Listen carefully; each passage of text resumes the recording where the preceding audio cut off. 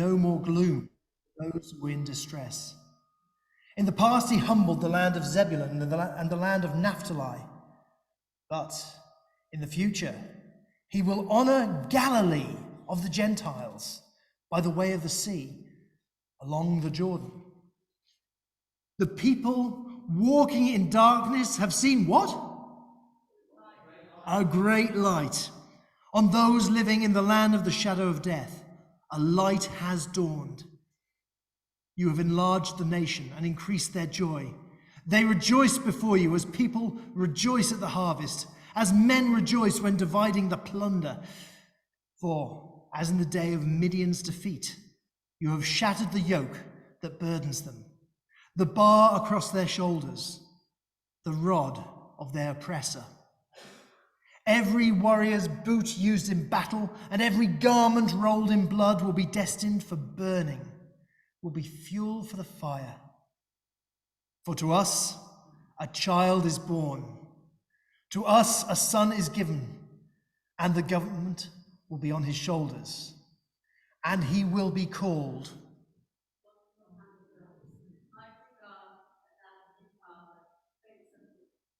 and of the increase of his government and peace there will be no end. He will reign on David's throne and over his kingdom, establishing and upholding it with justice and righteousness from that time on and forever. The zeal of the Lord Almighty will accomplish this. Do you know what I need after an Old Testament reading like that? I need a New Testament reading. Joe is going to sort us out with a New Testament reading. Joe, where are you reading from? Hello, is this mic on? Yeah. I'm reading from Romans chapter 12, verse 9 to 21. It won't be on the screen because it's on a different Bible. Your love must be real. Hate that what is evil and hold on to what is good. Love each other like brothers and sisters. Give each other more honor that you want for yourselves. Do not be lazy, but work hard, serving the Lord with all your heart. Be joyful because you have hope. Be patient when trouble comes and pray at all times.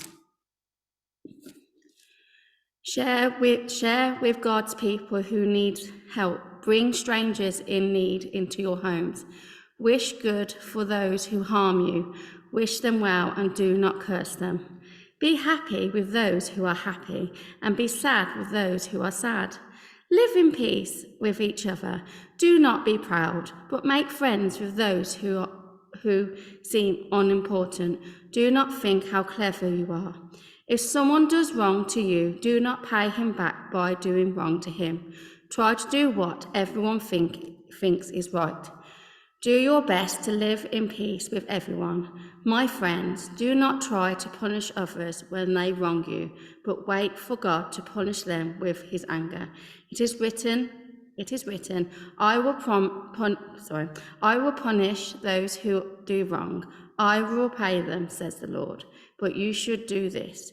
If your enemy is hungry, feed them. If he is thirsty, give him a drink. Doing this will be like pouring burning coals on his head. Do not let evil defeat you, but defeat evil by doing good.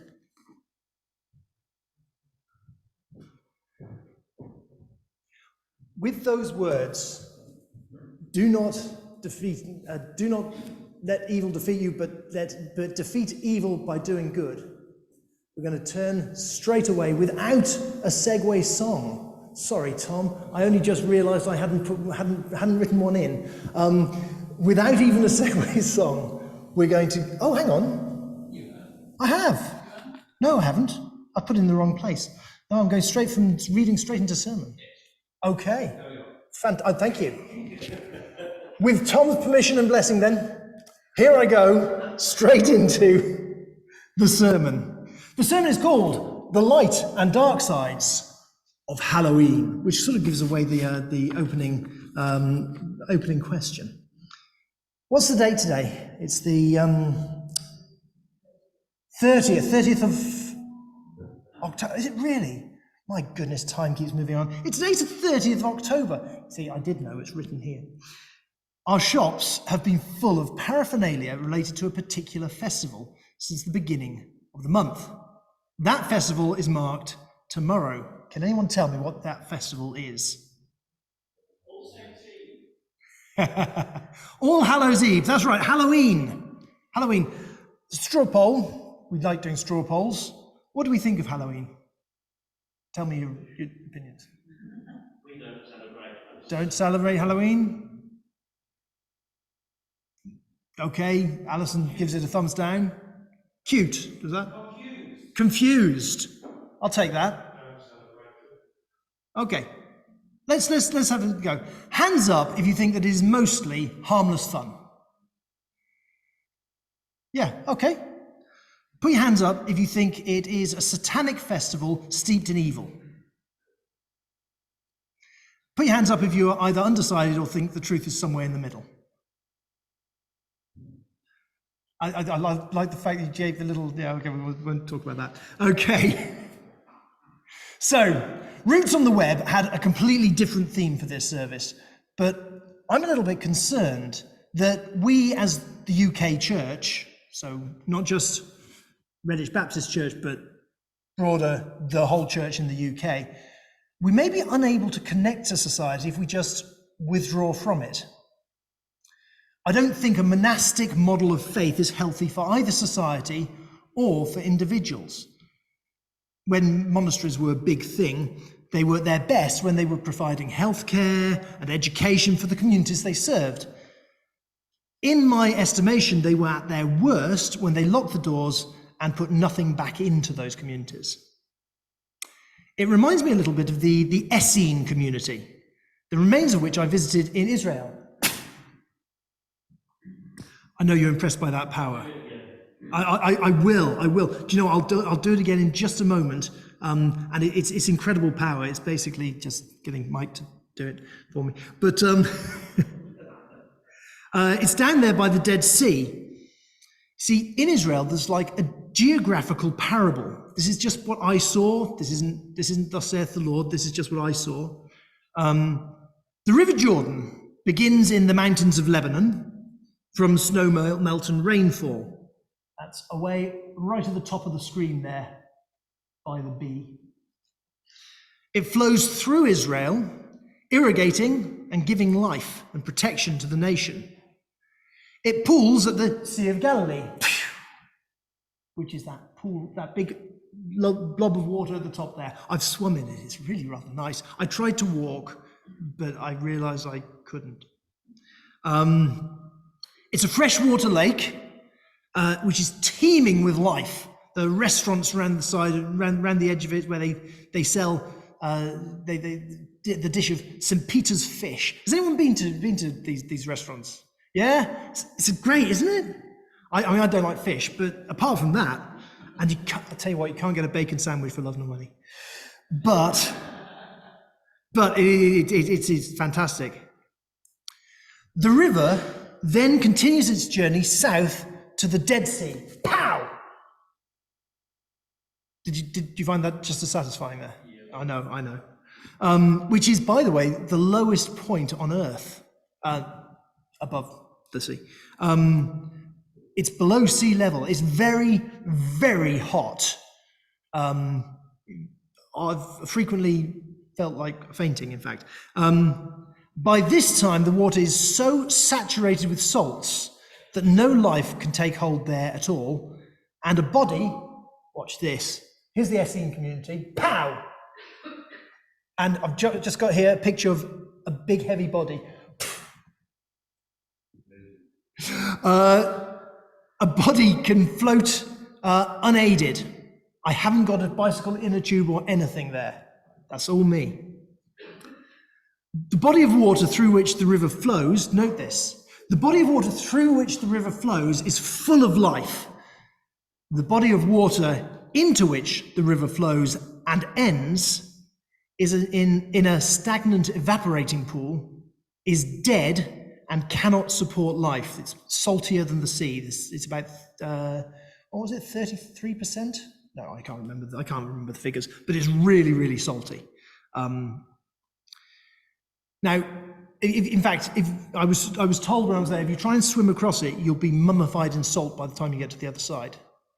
It's really, really salty. That was another way of saying don't do it.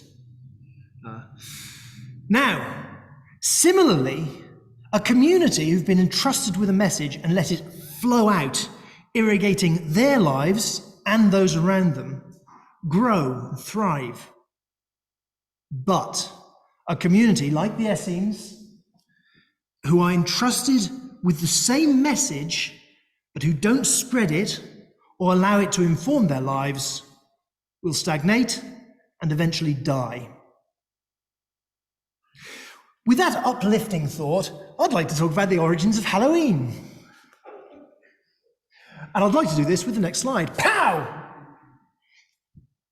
Halloween is short for, as Alan so ably pointed out, All Hallows Eve, because it's the day before All Saints, or All Hallows Day. But this is a holiday, the All Saints' Day is actually a holiday dedicated quite late on in the history of such things, as a reaction to the already practiced Samhain, written Samhain, but pronounced Samhain. I'm informed, I don't speak Irish, so I don't really know. This is the Irish Celtic festival of darkness, at a time when nights are drawing in. So far, so innocuous. I certainly don't mind other faiths keeping their holy days. However, Samhain had, by the time that Christianity was spreading, developed into a very dark thing indeed, which, according to some sources I looked at, included things like human sacrifice, which is also a bad idea. Don't do it. It also included a belief that the veil between the worlds is thinner on that night than at any other. And this leads to a doctrine and practice of necromancy, which is forbidden in the Bible for very good reason. I would like to quote here from Deuteronomy 18:10-13. It gives some rules to the Israelites who are going into the land to possess it. 10. Here are things you must not do. Don't sacrifice your children in the fire to other gods. Yes, they needed to be told that. Don't practice any kind of evil magic at all. Don't use magic to try to explain the meaning of warnings in the sky or of any other signs. Don't take part in worshipping evil powers. They had to be told that as well. Don't put a spell on anyone. Don't get messages from those who have died. Don't talk to the spirits of the dead. Don't get advice from the dead. The Lord your God hates it when anyone does these things. The nations that are in the land he's giving you practice the things he hates, so he will drive out those nations to make room for you. You must be without blame in the sight of the Lord your God. This is early stuff. This is Moses teaching. He's teaching a people going into a new land. Not everything that we get in Deuteronomy is applicable to us today as New Testament Christians, but some of these things are pretty universal, like don't sacrifice your children in the fire to other gods. That shouldn't really need to be written, but it was. Necromancy is a doorway to divination from the demonic, which in turn can lead to possession, demonization, and other great spiritual and moral dangers. In short, it's bad. Don't do it. So, from Ireland, it migrated across the Atlantic, became a bigger, less occultic festival where kids dress up and have fun parties. Then it came back across the Atlantic in recent decades and became a big commercial thing, filling the shops.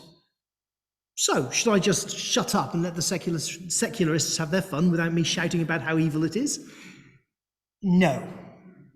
The church has a duty and a responsibility to be a viable and better alternative to the secular world in which we find ourselves. If we don't shout when something is wrong, or don't stand up to be counted, then we are failing as the church and as human beings.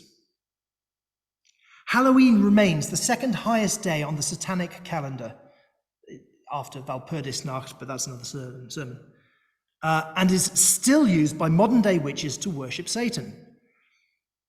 If you recognize the horror and evil of this, then the loving thing to do, which is our prime objective, the loving thing to do is to stand against it for the sake of the individuals, the country we're in, and the Lord. Think about the main way that it's marked. We teach our children, we don't teach our children, but most people in our society teach our children to go to the door of complete strangers, dressed as demons of various types, and threaten them for sweets. That is essentially what trick or treat is. Give me something I want, or I will do something horrible to you. It's a little bit like taxes.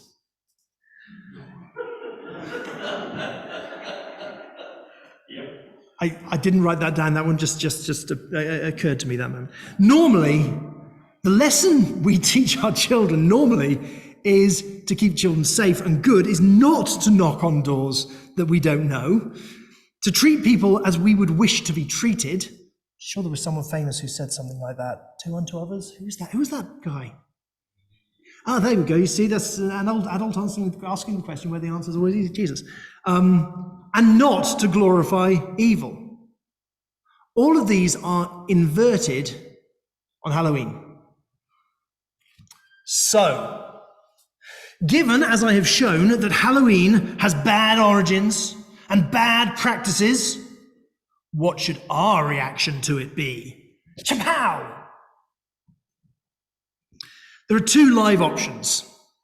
We can abstain entirely, cut ourselves off, and throw water balloons on trick-or-treaters.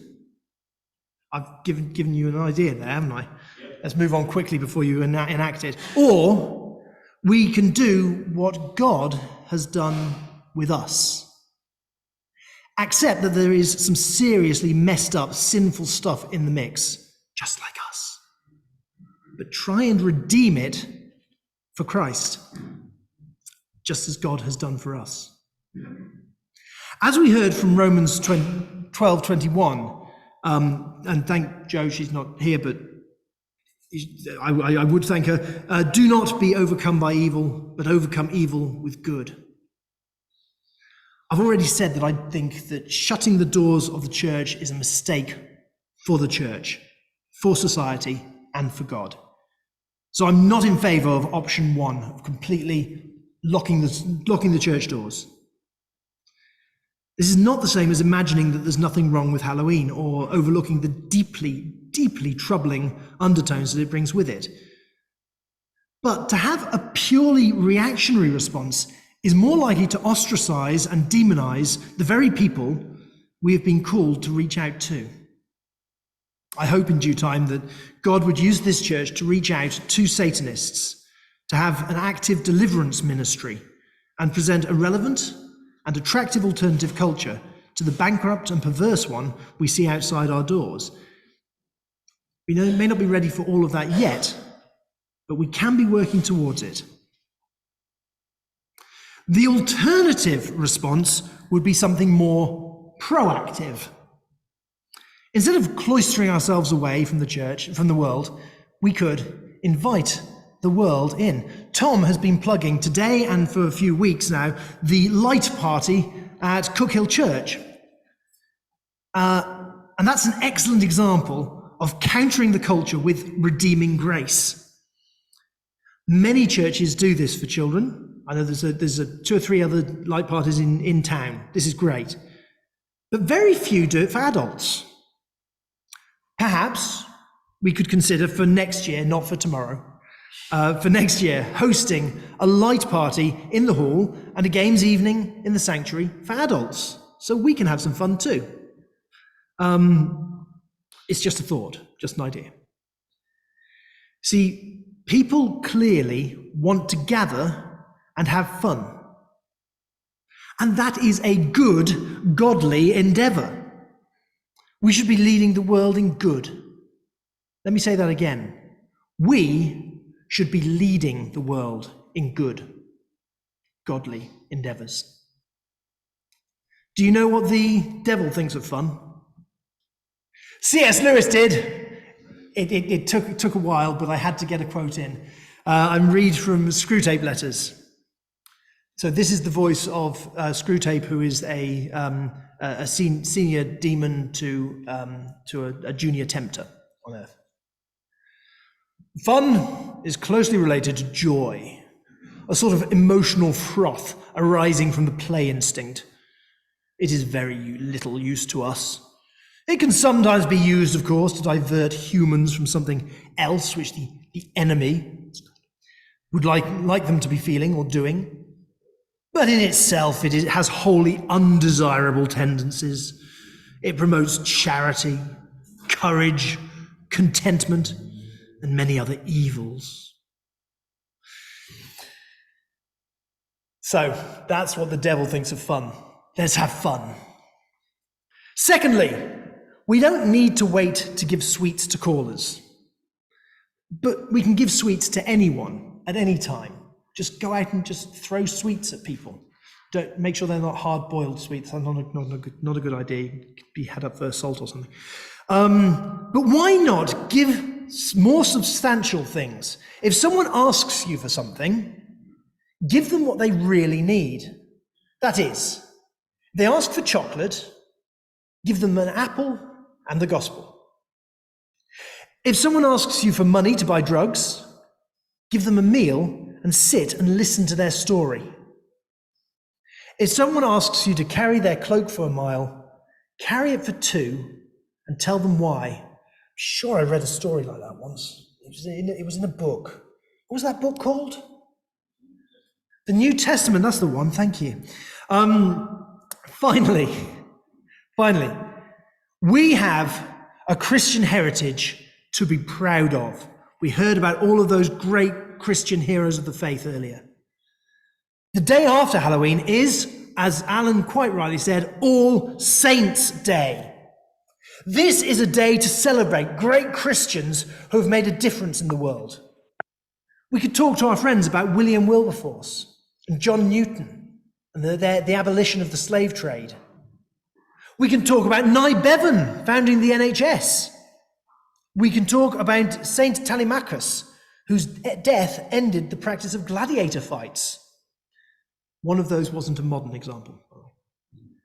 Most of all, we can talk about Jesus Christ, who died to defeat the last enemy, death. We can talk about who he was in history and what he did for us, and crucially, what he has done for you individually.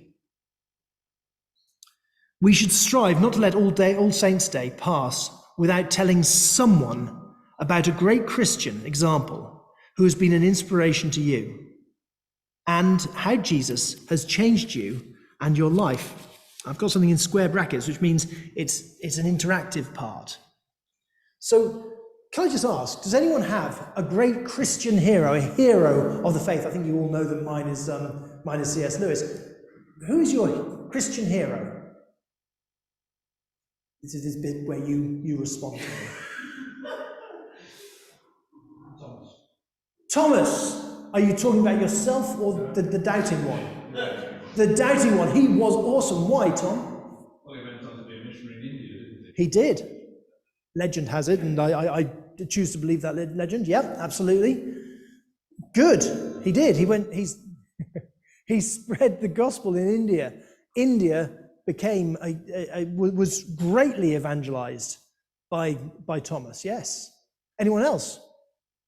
Might not apply, but I always found what Reverend Stuart Potter quite close to the heart. He definitely goes to come by. Excellent. Yes. And a great, why not? A Christian example. Yes. Anyone else? Martin Luther King, why?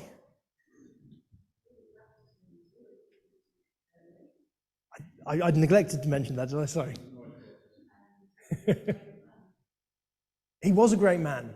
He was a great man who was never afraid to speak the truth, even though he knew it was going to cost him very, very dearly.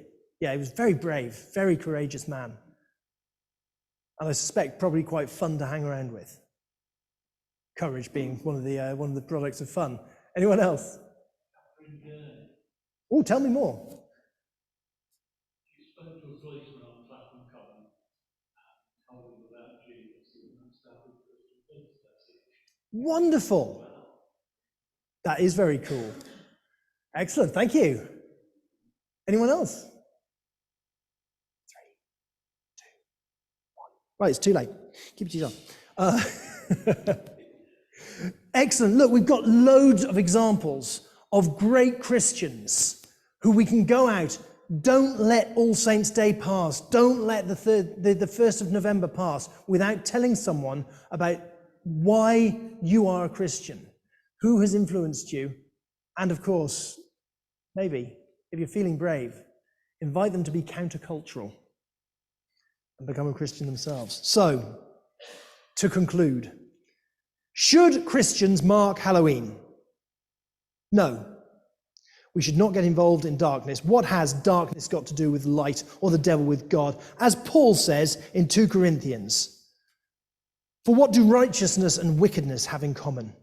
Or what fellowship can light have with darkness? What harmony is there between Christ and Belial? Or what does a believer have in common with an unbeliever? What agreement is there between the temple of God and idols? For we are the temple of the living God. As God has said, I will live with them and walk among them, and I will be their God, and they will be my people. Therefore, come out from them and be separate, says the Lord. Another word for separate there would be holy. Touch no unclean thing, and I will receive you. And I will be a father to you, and you will be my sons and daughters, says the Lord Almighty. So no. Then again, yes.